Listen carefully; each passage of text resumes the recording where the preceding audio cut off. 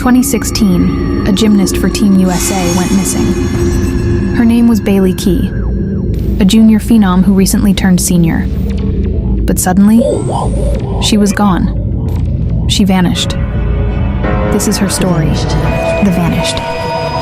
Vanished.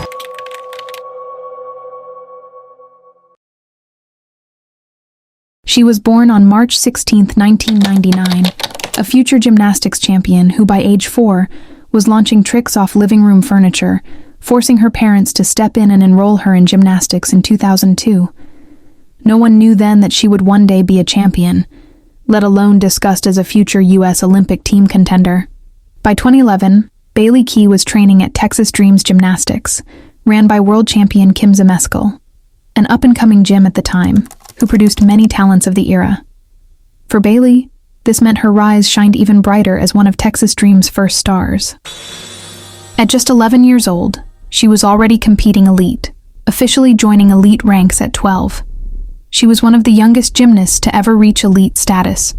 That was no luck. Not only was she at the highest level, but Bailie Key was conquering. In 2013, she became junior national champion, winning the all-around. And she went undefeated, a streak that would continue into 2014. She carried a very high expectation for herself, and was frequently quoted as saying she just wanted to be the best Bailie she could be. And she was. Her journey there inspired many.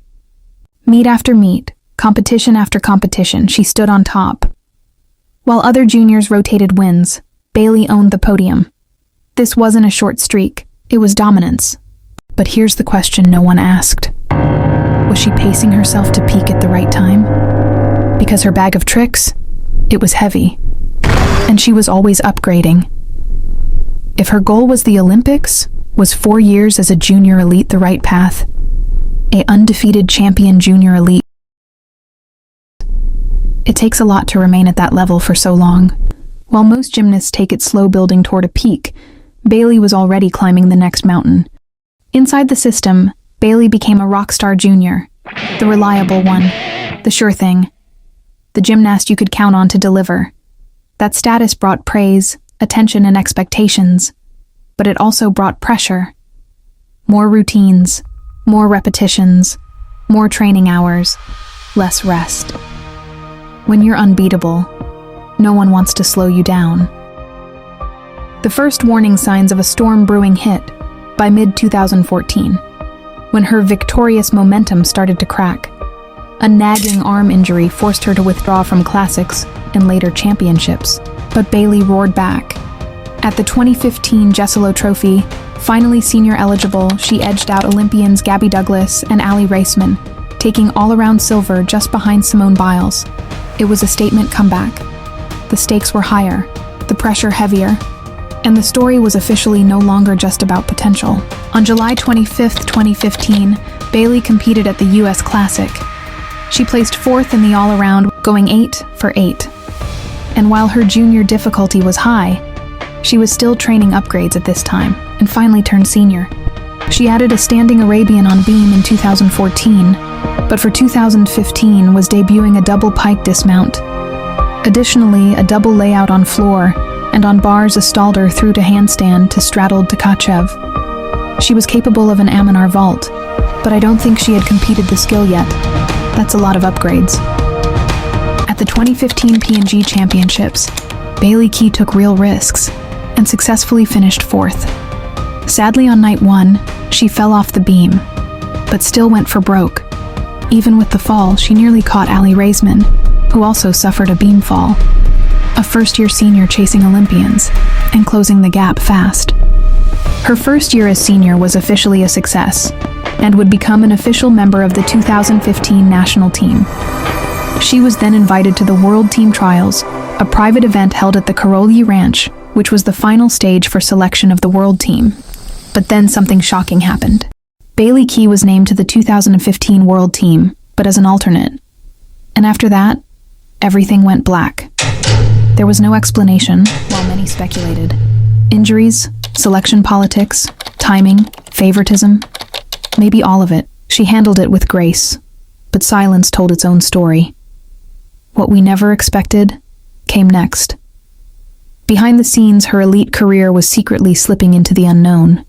Because 2015 championships, it would be her last competition competing. She pulled out of classics in 2016, then nationals, then an Instagram post from Texas Dreams. It confirmed Bailie Key's back injury, and in 3 quick sentences, it ended her elite career. Olympic dreams gone, and the spotlight she'd chased since childhood cracked. Her Texas dreams, they never came true. For fans, it felt unfair, but also, it felt like there was something left unsaid. And as time progressed, it turned out there just might have been more to the story. Overtraining, toxic coaching. Many wanted answers as to why one of the world's greatest gymnasts was suddenly busted.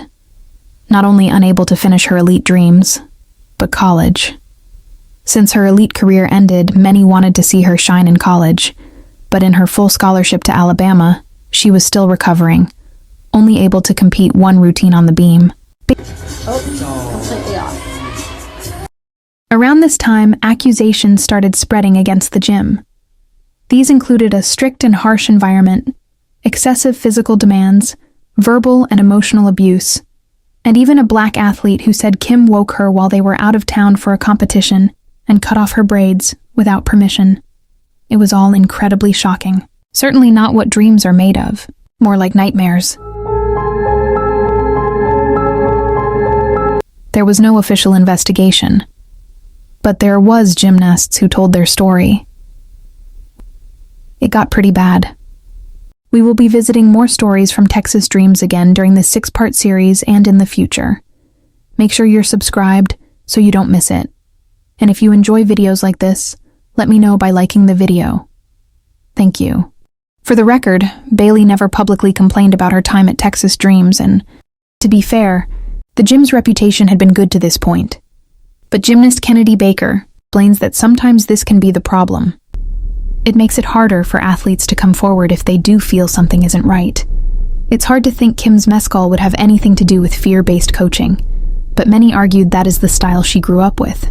The question remains, is it possible to coach in a healthy way when you yourself were a product of the control-based training of the past? I'd like to think so. In September of 2018, Bailie came forward as a survivor of disgraced USAG team Dr. Larry Nassar. Key said she chose to come forward to heal and stand with other survivors. It was becoming more clear exactly why Bailie Key vanished. Disappeared from the gymnastics world, missed not for lack of talent, but because injuries, timing, and perhaps the alleged toxic environment surrounding her all became too much. She was a gymnast who dominated, pushed boundaries, and dreamed of Olympic glory. Yet the system, circumstance, and rumors of toxic training made her disappear right in front of our eyes. It wasn't magic. Fans still remember her brilliance, and will always wonder what might have been.